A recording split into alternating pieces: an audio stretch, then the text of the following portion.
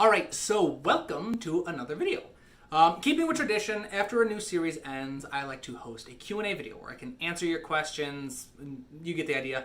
And this time around, we've got some good ones. Alright, not as many as typical, but some nice, solid, in-depth questions that are going to make me really kind of dig a little deeper. Alright, so I'm going to start off with questions from my patron, Nick Johnson. So Nick Johnson's first question is, what are the major and minor scale variants, and how and when can we use them? So the first idea that comes into mind when you talk about variants, for me at least, are modes. We've talked about the modes of the major scale multiple times already in a couple different videos. And the big key to that is they're super useful because you can borrow chords from parallel modes to get a different kind of emotional effect in your music. And since I've talked about that in depth, I'm not going to really go into that topic and actually tackle what I think you might be getting onto actually here are the different types of minor scales. Now, the different types of minor scales can be a little confusing, right? There's a natural minor, there's a melodic minor, there's a harmonic minor, there's a composite minor, which is like a combination of a bunch of different minor scales. But really what it all comes down to is being able to borrow chords. So a major key is the same thing as a major scale, but a minor key is not the same thing as a minor scale. And why is that? It's because a minor scale, at least a natural minor scale, has no triad or no dominant functioning chord. It does have a dominant 7 chord. So C or A minor will have a G7 in it, but that G7 wants to resolve to C major, not to A minor. So how do we fix this? Well, you can borrow from the harmonic minor. So what makes a natural minor? A natural minor is it's a major scale, but starting on the 6th scale degree. So it's in Aeolian mode. Or it's a major scale, and you flatten the 3rd, 6th, and 7th scale degrees. So in this scale of A major, we have 3 sharps. We have F sharp, C sharp, and G sharp. To turn that into a natural minor, we lower the 3rd, 6th, and 7th scale degrees, which are respectively F, C, and G. So we have just all the notes of the C major scale, but now in the A minor scale. But if we want to get a dominant functioning chord, we want to get that chord that really wants to resolve to the tonic, we can borrow from the harmonic minor, which only lowers the 3rd and 6th scale degree, which means we still have the G sharp in a harmonic minor. The G sharp is the 3rd of the 5th scale, or the 5th chord. So E minor is the 5th chord of A minor. If you borrow the G sharp from harmonic minor, you get an E major, which acts as an E major 7. Once you add the 7 to it, E major 7, and it pulls you back to the A minor as a tonicizing, dominant functioning chord. And this is really why the other types of minor scales exist, is to borrow chords like this. So it's not something where you go around and go things like, I'm going to write in the harmonic minor today. Or, perhaps I will try the melodic minor. That's nothing like that, right? You're not looking for specific things to write in. What you're looking for is just kind of chords to borrow, basically. And to that end, something like the composite minor, which exists to encapsulate the entirety of a minor key, really just comes down to borrowing chords from modes for the most part. So I wouldn't worry too much about trying to learn all your different types of minor scales, at least from a composing standpoint. Not yet, you can down the line. But if this is causing you frustration, I would really focus on just using the minor modes, major modes, borrowing from whatever you'd like, and just having that big one being important, is borrowing that dominant 7 on the 5th scale degree whenever you're working in a minor key to help give a nice strong cadence back to the 1 chord. I hope that answers your question. In the future, I would like to tackle some questions. The Harmony series here was focusing a lot on foundations, very basic stuff, the most important things that I thought you should know. Down the line, after I've tackled some things like melody, I want to retackle the Harmony series. I want to do a series on film scoring and storytelling with music, which I'm actually releasing a book on that soon, so keep an eye out for that. I'm super excited about it. But yeah, so I'll be doing more videos on topics like that, but down the line, I would like to do like a Harmony part 2, taking things further. So yeah, to go into more advanced things, because we didn't talk about modulation, we didn't talk about suspended chords, we didn't talk about secondary dominance, we didn't talk about all the different types of minor scales. But for now, it's nothing you need to worry about too much. Focus on mastering the use of borrowing chords, and you should be fine. Like I said, it's not really something that you would dedicate, like, oh, I'm going to write a piece in a harmonic minor. No, the minor key itself is a combination of a bunch of different scales, and it all just comes from borrowing chords. All right, but Nick's next question was about. It's a long question, so I'm not gonna try and read the entire thing. But the gist of it was, they've gotten to a point where their composing skill level has surpassed, like their knowledge of music theory and composition has surpassed their ability to play on piano or any other instrument, and they want to know how can they remedy that. So Nick talks about how learning how to sight read and learning how to perform music or read sheet music isn't as important to him as being able to just doodle around and improvise new ideas while we're working on a new piece.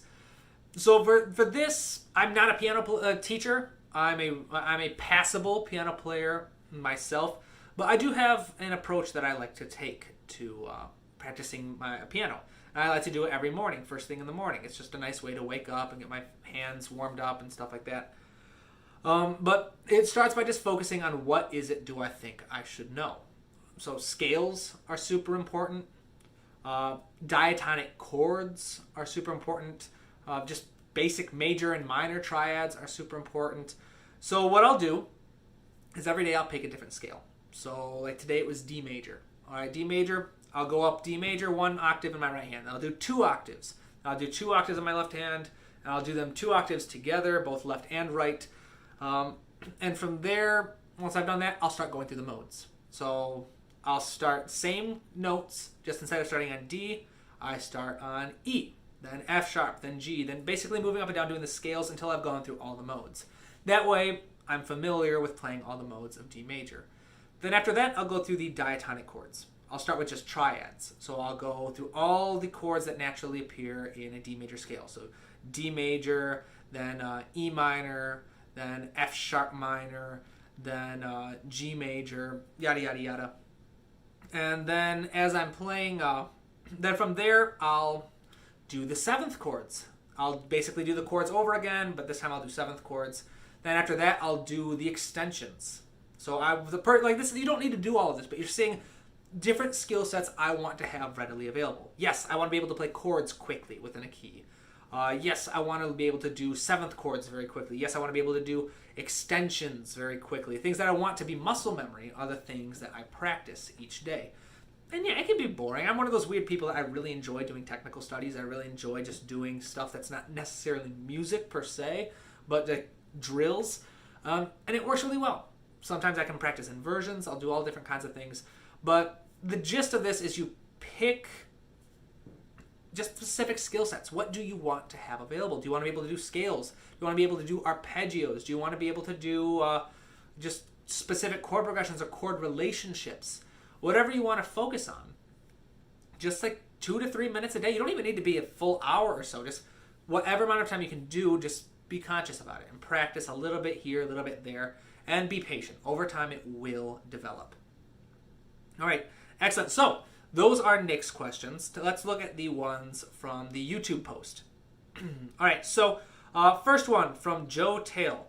They want to know how to develop relative pitch effectively. So this is something I've been working on these past several months myself, actually. And the most effective approach, well, first of all, I should probably explain what relative pitch is. So you may have heard of perfect pitch, where basically the idea is you could play a random note on a keyboard, and a person with perfect pitch, without looking at the keyboard, would be able to tell you exactly what pitch it is. They're like, oh, that is an F sharp above middle C. Or, ooh, that is an E, 2 octaves below middle C, or whatever it is. Relative pitch isn't so much recognizing the individual notes, but recognizing the relationship between notes. So you could someone could play a perfect fourth between a C and an F. And you wouldn't necessarily know it's a C and an F, but you would know that's a perfect fourth. They could do the same for a minor 6. That's a minor 6. All right, sorry about that. My phone ran out of space, so I had to reset it up. I had to clear some stuff out, but anywho, continuing back on. So the idea behind relative pitch, what makes it so useful, is two things mostly. One, you can start to sight sing music. If you know how to read music, you can start to sight sing. And two, if you know how to read and write music, you can start to dictate melody. So if you sing a little melody and you like it and you enjoy the way it is, you can write it down without a keyboard. If you have a piece of paper, just put down your staff and sketch it out so you don't forget it. Strategies for developing relative pitch. It's like any other instrument. It's going to require practice, okay? And lots of it, and steady practice, all right? So it's not something you can pick up overnight. It's not something that you're even going to be able to get in a week or so unless you're really focusing on it. But the main approach that I found, the most useful approach, is learning solfege, especially movable do solfege. If you're a singer, you might already be familiar with this, but it's the do, re, mi, fa, sol, la, ti, do kind of approach. And the way you do this is, for me at least, you learn it the way you learn a song. All right, you start with the starting pitch, do, and you learn the song. Do, re, mi, fa, sol, la, ti, la, sol, fa, mi, re, do.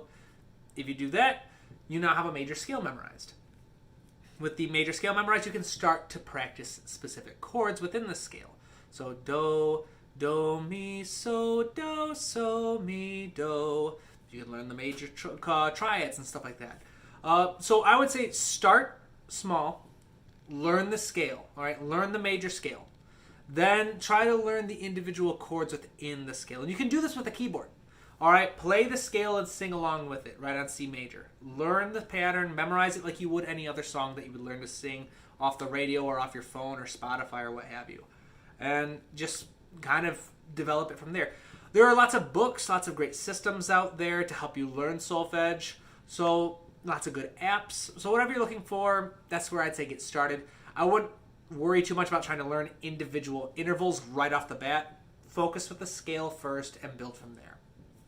All right, so let's see if I can find my space. Yes. So Mach 1 says, how to start composing for beginners. Oh, awesome. So yeah, this is going to sound cliche, but the best way to learn how to compose as a beginner is to just start composing. All right, don't worry about trying to sound like a master. Don't try to worry about sounding exactly like Hans Zimmer or John Williams or Haydn or Bach or any composer you may love. Try to sound like you just write stuff. Whatever sounds decent to you, start there. And from there, just start taking lists. So this is what I did. Write, and anytime you get frustrated with something, take a note of what it is and try to learn more about it. So for me, the first thing I really got frustrated with was harmony. I got really frustrated that I didn't know how to do chords. So I thought, you know what? I'll start learning a bit about harmony. I found books, I found videos, I found YouTubers, classes, whatever I could get my hands on to help me learn about harmony. From there, I would get frustrated with my melodies, so I'd start learning a bit more about melody, then orchestration, synthesizers, you name it. The idea is to allow yourself to be frustrated without getting disheartened. Allow yourself to want to learn things and just take notes about what it is you don't know but want to learn more about. So that would be my advice. Finally, we got a couple of questions from Josh Sanchez. So the first one, could you list down some books that you liked? I actually think I've covered this one before, but I am always happy to make recommendations. So the first one is this one, Music Composition, Craft and Art, Alan Belkin, my favorite go-to textbook on music composition. This one focuses a lot on the actual craft of composition. This will teach you how to write motifs, how to write phrases, how to turn those phrases into larger form pieces, how to organize those pieces. It even goes so far as to talk about writing sonata forms and like symphonies and stuff like that. Fantastic book. You learn so much of it. It is a bit academic, so it can be a little hard to keep up with at times, but reread it, take it slow, and make sure to digest it one chapter at a time, and it's fantastic. On a different type of book, this one right here, Film Scoring, Creative Strategies in Film Scoring by Ben Newhouse, written by an old professor of mine, and I actually purchased the book before I even got started with music school. It's fantastic. It doesn't focus so much on like writing music, but it has a very good strategic approach to film scoring in terms of like what to look for, where to get your inspiration, things like that. Fantastic book. Gives you structure, gives you something to work off of so you're not constantly banging your head against a keyboard trying to figure out where to get started. Then Scoring for Screen. This is one of my favorites. Well, I just recently finished reading this by Andy Hill. I got this on Amazon.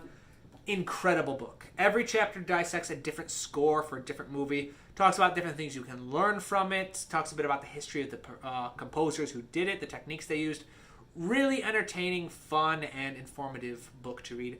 Then, of course, I'm going to do a plug for myself. I just finished writing a book. Right now, the tentative title is The Musical Storyteller, taking inspiration from story worlds, characters, and emotions. And it's all about how to grow music organically from a story. It's getting edited right now, and I can't wait to share it with all of you. But so yeah, I'm gonna plug that. That's gonna be a good book. All right, I hope so at least. I'm gonna release it in a regular book, audiobooks, PDFs, lots of tools, all cool stuff. So keep an eye out for that. My phone is flashing, telling me I'm running out of space. I really need to clear some stuff out, so I gotta hurry up to these last couple questions. So how do you practice adding the correct chord symbols? I find it a little hard to know if I'm right. This just something that takes time. Look, so I still do stuff like this every time I'm writing. Instead of trying to keep everything stuck in my head, I talk about in the Harmony book series actually about having your chord palette prepped out. So if I know I'm working in the key of D major, I'll write out all my chords for this key of D major. In major keys, it goes major 1, minor 2, minor 3, major 4, major 5, minor 6, diminished 7. If you're working in a natural minor scale, it's going to be the minor 1, diminished 2, major 3, minor 4, minor 5, major 6, major 7. And you just kind of go, you write it down, and just the more you do it, the more times you write down your chord palettes, the more quickly it comes to your mind. There was definitely a time where I definitely would not have been able to rattle them off like that. At this point, I've written it out so many times, it just becomes second nature. So yeah, unfortunately for that, all that it takes is time and practice. Then finally, will you do videos about jazz? Whew, I would love to do videos about jazz, but jazz is a very specific genre. So there's lots of genres of music. There's like pop music, there's salsa music, jazz, classical, all these different genres. And jazz is just unfortunately one that I'm not too familiar with. I know some basics, but I'm definitely not someone that... there are more qualified teachers on YouTube to discuss jazz music than myself. But I won't say never. All right? I won't say I won't do it because you never know. Maybe down the line, I'll start studying it a bit more closely. I do have a couple books on my bookshelf that I'm looking at right now. I've got one for writing jazz music for small ensembles, writing jazz music for large ensembles, a whole thick book about jazz harmony. So those are on my to-do list. I do really want to study it. But in the near future, I don't see it happening too quickly. Wow, there's a storm coming in fast. We've had it got dark fast in here. There's a severe thunderstorm warning in my area. But anywho, so last question. Can you please upload film scoring tutorials from Agent 327? Yes, so this is going to be happening pretty quickly. I'm working on this actually right now myself. I did a video already on spotting scenes for music. And so the book I just finished, again, is all about writing music specifically to go along with stories. And it goes very in-depth on my 9-parameter approach, as well as incredibly in-depth on what to look for in story worlds, what to look for in characters, how to understand emotions and all that stuff, and how each of those can be translated into music so that it fits perfectly with the story. Once the book is done and my website is up again, I'm going to start releasing videos tackling different lessons from the book, things like that, to go a little bit more in depth and share my own approach to storytelling with music. So I'm super excited to start doing those. I want to start releasing those on Mondays. So that'll probably within a month or two I'll start releasing those, and that will be released along with the Melody series every Wednesday. But with that, I think that answers all the questions. So we have reached the end of another Q&A video. I hope it was helpful. I hope my answers, and I hope I was able to answer whatever questions you had. Thank you to everyone who submitted questions. And thank you again to my amazing patrons who support this channel. Thank you to all of you who support me with your comments, with your likes, with sharing the videos, and just the incredible support you give. It really means a lot to me, you guys. It's hard to express how much it means to me. So thank you from the bottom of my heart. And as usual, keep studying, keep working hard, and as always, keep writing new music.